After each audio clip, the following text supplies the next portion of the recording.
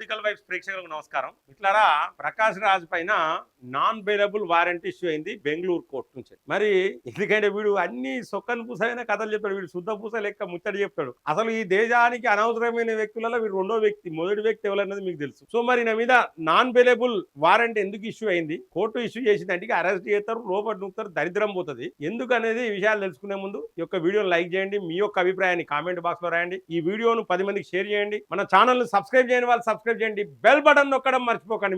మిట్లారా ప్రకాష్ రాజ్ గారు వీడు పాత్రలు మాత్రం ముసలి పాత్రలు ఎత్తాడు. వీని ఒంటి నిండా విషయం ఉంటది, వీని ఇట్లా మొత్తం వయసు ఉరకలేస్తుంది. వీని కథలు మామూలుగా ఉండదు. మిట్లారా రాష్ట్రానికి ఒక కథ ఉన్నది, రాష్ట్రానికి ఒక కథ ఉన్నది. మరి ఇంకా ఏ దేశంలో ఏ కథలు అనేది ముందు తెలుస్తుంది. అంటే వీడు నిలువెల్లా విషయమే. వీడు ఎప్పుడు చూసినా హిందూ ధర్మం అంటే ఇష్టం ఉండదు వీనికి. పవన్ కళ్యాణ్ మాట్లాడితే ఇష్టం ఉండదు, నరేంద్ర మోడీ మాట్లాడితే ఇష్టం ఉండదు, బీజేపీ అంటే ఇష్టం ఉండదు, రైట్ వింగ్ ఛానల్ అంటే ఇష్టం ఉండదు, రైట్ వింగ్ అంటే ఇష్టం ఉండదు. హిందూ ధర్మం అసలు ఇది హిందూ దేశం. ఓపెన్ గా చెప్పాలంటే ఇది 100% హిందుస్థాన్ అంటారు దీన్ని. నువ్వు లాస్ట్ కు పాకిస్తాన్ వాడు కూడా దీన్ని హిందుస్థాన్ అనే అంటాడు. వాడు పాకిస్తాన్ వాడు కూడా ఎవడు వద్దన్నా కాదన్నా ఇది హిందుస్థానే, భారతదేశం. ఇందులో నో డౌట్. మిట్లారా సో మిట్లారా మరి ఒక్క మాట చెప్తున్నా, ఈ దేశంలో ఏ విధంగా అల్లర్లు సృష్టించాలి, ఏ విధంగా భారతీయ జనతా పార్టీని దెబ్బతీయాలి, ఎన్డీఏ కూటమిని దెబ్బతీయాలని రకరకాల ప్లాన్లు చేస్తాడు. వీనికి ప్రజాబలం లేదు, నోటి దురుసు.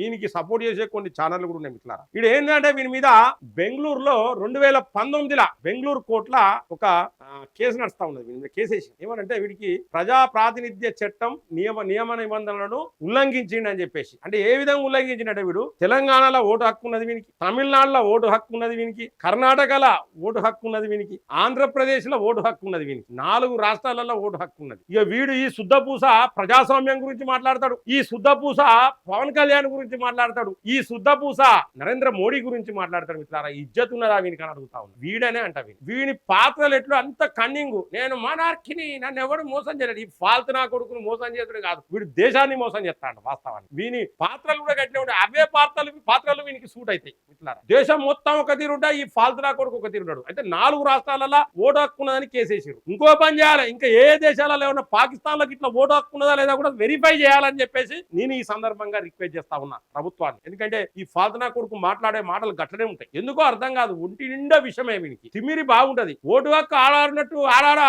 ఆ కథలు కూడా ఉన్నట్టయితే నాకైతే అనిపిస్తుంది. ఆ కథలు అంటే మరి వేరే అనుకున్నారు. మిత్రులారా ఏ కథలు అనేది మీరు కామెంట్ బాక్స్ లో రాయండి, నేను చెప్పలేను కొన్ని విషయాలు. మిత్రులారా ఏది ఏమైనప్పటికీ ఇది శుభ సూచకం. ఎందుకంటే చర్యకు ప్రతిచర్య ఉంటది. అర్థమైందా? కర్మ ఎవరిని వదిలిపెట్టదంటారు చూసినా, ఈయన వదిలిపెట్టది. కాబట్టి వీని మీద కేసు పడ్డది. బెంగళూరు కోర్టు వీనికి నాన్ బెయిలబుల్ వారెంట్ ఇష్యూ చేసింది. ఇయాలను రేపు అరెస్ట్ చేసి లోపల నూపుతారు ఈ ఫాల్తు నా కొడుకును.